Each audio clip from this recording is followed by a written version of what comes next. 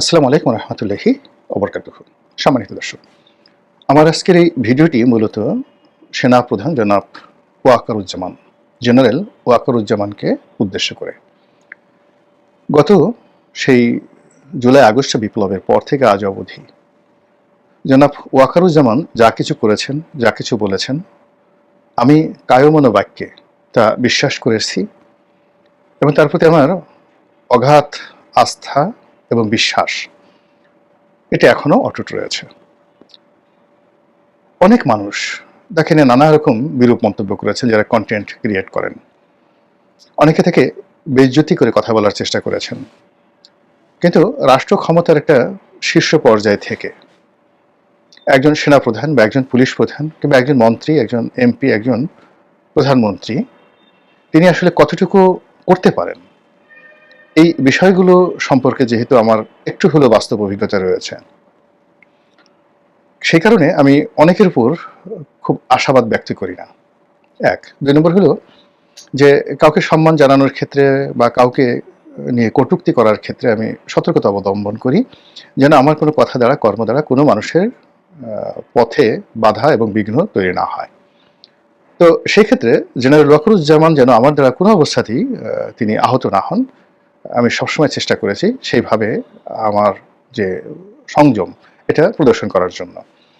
এখানে একটা বিষয় হলো যে আমরা সবাই স্পষ্টভাবে জানি যে এখন তিনটি ক্ষমতার বলয় রয়েছে। জেনারেল ওয়াকারুজ্জামানের নেতৃত্বে একটি বলয়, যেখানে রাষ্ট্রপতি সঙ্গত কারণেই তার সঙ্গে আছেন বা তিনি রাষ্ট্রপতির সঙ্গে আছেন। তার সাহায্য ছাড়া রাষ্ট্রপতি 1 মিনিট টিকে থাকতে পারতেন না এবং আগামীতে পারবেন না। এটা হলো বাস্তব অবস্থা। দ্বিতীয় হলো ডক্টর মোহাম্মদ ইউনূসকে কেন্দ্র করে একটি বলয়। আর তৃতীয় হলো বহিঃশত্রু, বহির্দেশ বা বন্ধু দেশ। আমাদের যারা শত্রু রয়েছে তারাও যেভাবে আমাদেরকে বিভিন্ন ক্ষমতার অ্যাঙ্গেল থেকে খোঁচাখুচি করার চেষ্টা করছেন, বন্ধুরাও একই অবস্থা। আর আন্তর্জাতিক দুনিয়া, কূটনৈতিক অঙ্গন যেটিকে বলা হয়। তো এত কিছু তাপ এবং চাপের মধ্যে একজন লোকের পক্ষে দায়িত্ব পালন করা, কর্তব্য পালন করা সত্যিকার অর্থে কঠিন একটা বিষয়। তো সেই দিক থেকে যখন সেনাবাহিনী মাঠে ডিপ্লয় হলো, তখন আমার কাছে মনে হলো যে ওনারা নিধিরাম সর্দার হয়ে থাকবেন। এর কারণ হলো আমরা সেই 2018 সনে যখন সেনা ডিপ্লয় হয়েছিল, তখন সেনাবাহিনীর যে অসহায়ত্ব দেখেছি, ক্ষেত্র বিশেষে লোভ দেখেছি, লালসা দেখেছি। এবং জেনারেল আজিজ ওই সময়টিতে শেখ হাসিনার আজ্ঞাবহ একজন জেনারেল হিসেবে একটি বাহিনীকে যতটা নিচে নামানো সম্ভব ততটা নিচে নামিয়েছেন। এবং উপজেলা পর্যায়ে যারা দায়িত্বরত ছিলেন, তারা কি মেজর ছিলেন না লেফটেন্যান্ট কর্নেল ছিলেন আমি বলতে পারবো না, কিন্তু তারা উপজেলাতে পুলিশের যে দায়িত্বরত ওসি রয়েছেন, সেই ওসি এবং টিওনো, তাদের কমান্ডের বাইরে তাদের একটা টু শব্দ করার কোনো ক্ষমতা ছিল না। ওসি সাহেব একটা ছাগল পাঠিয়ে দিতেন, সেটা জবাই করে সেনা সদস্যরা সেই যেখানে ক্যাম্প করেছিলেন সেখানে তারা খাওয়া দাওয়া করতেন, পোলাও কোরমা খেতেন। এর বাইরে তাদের কোনো ডিউটি ছিল না। 2018 সনে সেই সেনা সদস্যদেরকে যে একটা অবমাননাকর অবস্থায় ফেলে দেওয়া হয়েছিল, যাদের মধ্যে দেশপ্রেম রয়েছে, আত্মমর্যাদা রয়েছে এবং যারা সেনাবাহিনীর ঊর্ধ্বে এবং সেনাবাহিনীর র্যাঙ্ক এবং ব্যাজ এই দুটোকে তাদের মর্যাদার প্রতীক মনে করেন, তারা 2018 সনের নির্বাচনের মাঠে যে বিরূপ অবস্থার মধ্যে পড়েছিলেন, ওটাকে তারা কিয়ামত পর্যন্ত ভুলতে পারবেন না। তো এই জন্য এবার যখন সেনা ডিপ্লয় করা হলো, অন্যকে কি বলেছেন জানি না, আমি প্রথম দিন থেকে বলেছি যে সেনাবাহিনীর ম্যাজিস্ট্রেসি পাওয়ার দরকার হবে। ম্যাজিস্ট্রেসি পাওয়ার ছাড়া তারা কিছুই করতে পারবে না। এখন আমার কথাই হোক কিংবা অন্য যে কোনো পরিবেশ পরিস্থিতির কারণে হোক, সরকার তাদেরকে ম্যাজিস্ট্রেসি পাওয়ার দিয়েছে। এটা নজিরবিহীন বাংলাদেশে। কিন্তু সেই নজিরবিহীন ম্যাজিস্ট্রেসি পাওয়ার নিয়ে আইন শৃঙ্খলা রক্ষা, জনমনে প্রশান্তি আনা এবং রাষ্ট্রকে একটি নির্দিষ্ট দিকে নেওয়ার জন্য সেনাবাহিনীর প্রতি মানুষের যে আশা আকাঙ্ক্ষা, তা 1%ও হয়নি। এখানে কিছু সস্তা জিনিস হয়েছে, কাউকে লাঠি দিয়ে পেটানো হচ্ছে, কারো হেলমেট আছে কিনা তা চেক করা হচ্ছে। কিন্তু সত্যিকার অর্থে কোনো একটি এলাকাতে সেই এলাকার পরিবেশ পরিস্থিতি রাষ্ট্রের অনুকূলে আনা, আইন শৃঙ্খলা মানে যাকে বলা হয় শান্তিপূর্ণ করা, এই কাজটি সেনাবাহিনী করেনি। কেন করেনি, কি জন্য করেনি, এটা নিয়ে বহু তর্ক আছে, বিতর্ক রয়েছে। কিন্তু এখানে সেনাপ্রধান ওয়াকারুজ্জামানকে নিয়ে আমি যে কথাটা বলতে চাই সেটি হলো, এখনো পর্যন্ত তার অধীনে যেভাবে কমান্ড রয়েছে, এখনো পর্যন্ত তার প্রতি লোকজনের যে বিশ্বাস এবং আস্থা অব্যাহত রয়েছে। যেটি বাংলাদেশে বিরল, ইতিপূর্বে কখনো হয়নি। এক।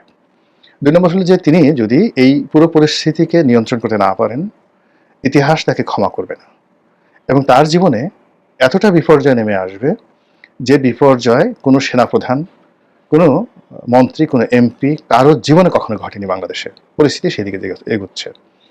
আর এই কথাটা এখন খুব নিষ্ঠুরভাবে আমাকে বলতে হচ্ছে এই কারণে যে আমরা ডক্টর মোহাম্মদ ইউনূসকে যে প্রধান উপদেষ্টা মেনে নিয়েছি সেনাবাহিনী প্রধানের কথায়, তার পছন্দে। তিনি যদি না চাইতেন এটা হতো না।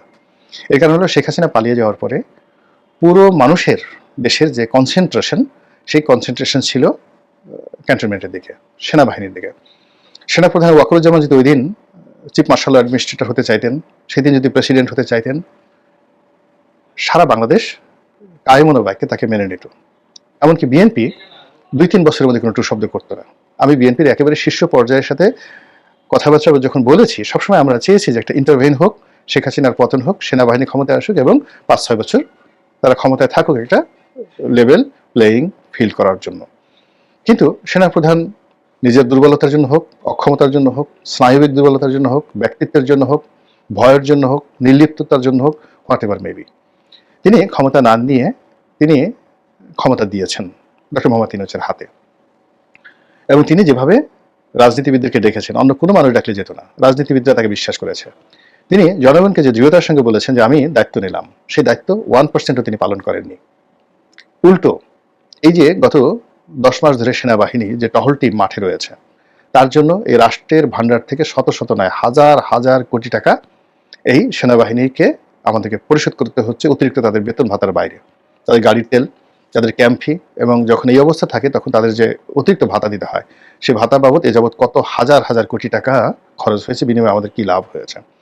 তিনি বহুবার কোনো কথা বলেছেন, তার একটি কথা বাস্তবায়িত হয়নি।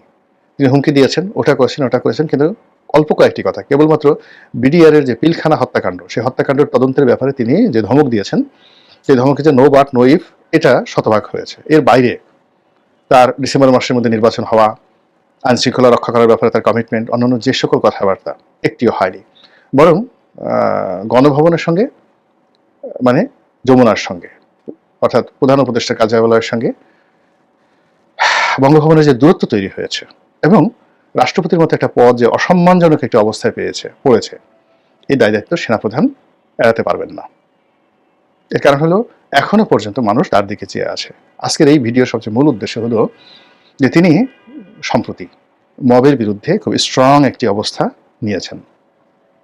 সারা বাংলাদেশে মব হবে না, মব বন্ধ করা হবে, এবং মবের সঙ্গে যারাই জড়িত হোক, সেটা বিএনপি তারেক রহমান সাহেব হোক, জামাতের আমির হোক, কিংবা ডক্টর মোহাম্মদ ইউনূস নিজে হন, সেনাবাহিনী, পুলিশ, অ্যাডমিনিস্ট্রেশন তাদের বিরুদ্ধে ব্যবস্থা নেবেন। এবং এই কথা সেনাপ্রধান যে দৃঢ়তার সঙ্গে বলেছেন, সেটা আমরা বিশ্বাস করেছি, কিন্তু তার 1%ও বাস্তবায়িত হয়নি। ইন্টারনেটে দেখেন কত পরিবারে যে সকল নোংরামি চলছে, স্বামী স্ত্রী, তারা যেই যাকে বলা হয় স্বাভাবিক অবস্থাতে স্বামী স্ত্রী রয়েছে, সেই রুমে মব করে ঢুকে পড়ছে এবং উভয়কে উলঙ্গ অবস্থায় সেখানে তাদের ভিডিও ধারণ করছে। সম্পূর্ণ উলঙ্গ অবস্থায় একটা মেয়ের ছবি ইন্টারনেটে ভেসে বেড়াচ্ছে, গৃহবধূর ছবি, হাতে পা ধরে কান্নাকাটি করছে, সম্পূর্ণ উলঙ্গ, নিজের বেডরুমে। এই ঘটনা কেন ঘটছে বাংলাদেশে? এবং আজকের এই ভিডিওর মূল উদ্দেশ্য হলো যে এই যে মবক্রেসিতে একজন সাবেক প্রধান নির্বাচন কমিশনার এবং বাংলাদেশের একজন মহান মুক্তিযোদ্ধা, তিনি যে অন্যায় করেছেন 18 নির্বাচনে, সে অন্যায়ের বিচার হবে, ক্রস ফায়ার হবে, ফাঁসিতে লটকান, 10 বার তাকে ফায়ারিং স্কোয়াডে পাঠান, ভিন্ন জিনিস। কিন্তু যে অপমান তাকে করা হয়েছে, এটা কোনো অবস্থাতেই মেনে নেওয়া যায় না। এই দায়িত্ব সেনাপ্রধান কিভাবে এড়াবেন? এখন কি করবেন? যারা মব করেছে তাদেরকে ধরবেন? এই মবের পেছনে কি যাকে বলা হয় অনেক মাথা নেই? এই ঘটনার সাথে কি অনেক রাজনৈতিক শক্তি জড়িত নেই? তাদেরকে কিভাবে শাস্তি দিবেন? খালি ওই যে ছেলেটা ওখানে গিয়ে মানে জুতোর মালা গলায় পরিয়েছে, সে জড়িত না? তার পেছনে আরো অনেকে জড়িত আছে। কেন এই জিনিসগুলো হচ্ছে? হাইকোর্টে কি হচ্ছে? বিচারকরা তারা কলম ধরতে সাহস পাচ্ছে না। যে ফাইল, যে মামলা, সেই গত 10 মাস 12 মাস ধরে এক একটা মামলা ঝুলছে, শুনানিতে আনা যাচ্ছে না। সাধারণ মামলা, এই মামলার সঙ্গে ট্যাক্স জড়িত, এই মামলার সঙ্গে রাজস্ব বিভাগ জড়িত, এই মামলার সঙ্গে রাষ্ট্র জড়িত, রাষ্ট্রের স্বার্থ জড়িত, অর্থনীতি, শিল্প, কলকারখানা জড়িত। কোনো বিচারক সেই মামলা যাকে বলা হয় তারা শুনানি করতে সাহস পাচ্ছেন না। শত শত হাজার হাজার মামলা। এই যে একটা কোর্ট একজন বিচারপতিকে ডিম মারা হলো প্রকাশ্য কোর্টে। এখন একজন বিচারপতিকে প্রকাশ্য কোর্টে ডিম মারা হলো এবং সেই বিচারপতিকে আবার ছুটিতে পাঠিয়ে দেওয়া হলো। তারপর সেই বিচারপতির কোর্ট ভেঙে দেওয়া হলো। এখন গিয়ে দেখেন তো সেই বিচারপতিকে যেদিন তাকে ডিম মারা হলো সেই দিন থেকে আজকের দিন পর্যন্ত শুধুমাত্র ওনার বেঞ্চে কত শত মামলা ঝুলে আছে এবং সেই মামলাগুলোর আর্থিক গুরুত্ব কত হাজার কোটি টাকা। শুনানি হয়নি, একটা মামলার শুনানি হয়নি। সেই কোর্ট ভেঙে আবার যে নতুন কোর্ট করা হয়েছে সেই মামলাগুলো এখনো ট্রান্সফার হয়নি এবং নতুন যে বিচারক দেওয়া হয়েছে সেও সেইভাবে মামলা পরিচালনা করছেন না, ভয়ে আতঙ্কে।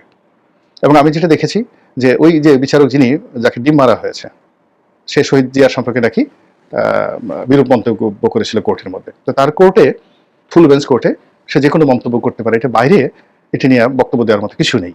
এই স্বাধীনতা তার আছে।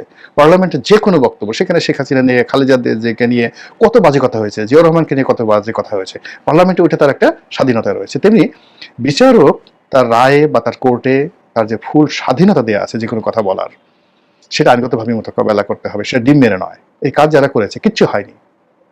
ফলে কি হলো, যে বিচারক তিনি একজন মানে প্রফেশনালি, আমি তাকে ব্যক্তিগতভাবে চিনি না, আমি তাকে শুনেছি, তিনি প্রফেশনালি অনেস্ট, আমি তার নামও জানি না, অনেস্ট, এবং প্রতিদিন 80 থেকে 90টি মামলা তিনি নিষ্পত্তি করতেন। যেদিন ডিম খেয়েছেন তার পরের দিন থেকে ডেইলি 2টো করে মামলা তিনি নিষ্পত্তি করেছেন, নট মোর দ্যান 2। এইভাবে কয়েক মাস চলেছে। আর যত মামলাগুলো তার ওখানে ছিল সেগুলো দীর্ঘমেয়াদে ব্ল্যাক লিস্টেড হয়ে গেছে। এরপর তাকে 3 মাসের ছুটিতে পাঠিয়ে দেওয়া হয়েছে। এখন তার চাকরি আছে কি না আছে জানি না, তার যে বেঞ্চ ছিল সেটা ভেঙে দেওয়া হয়েছে। আমি জাস্ট একটা উদাহরণ দিলাম, এরকম হাজার হাজার ঘটনা ঘটেছে। এই দায়িত্ব সেনাপ্রধান এড়াতে পারেন না।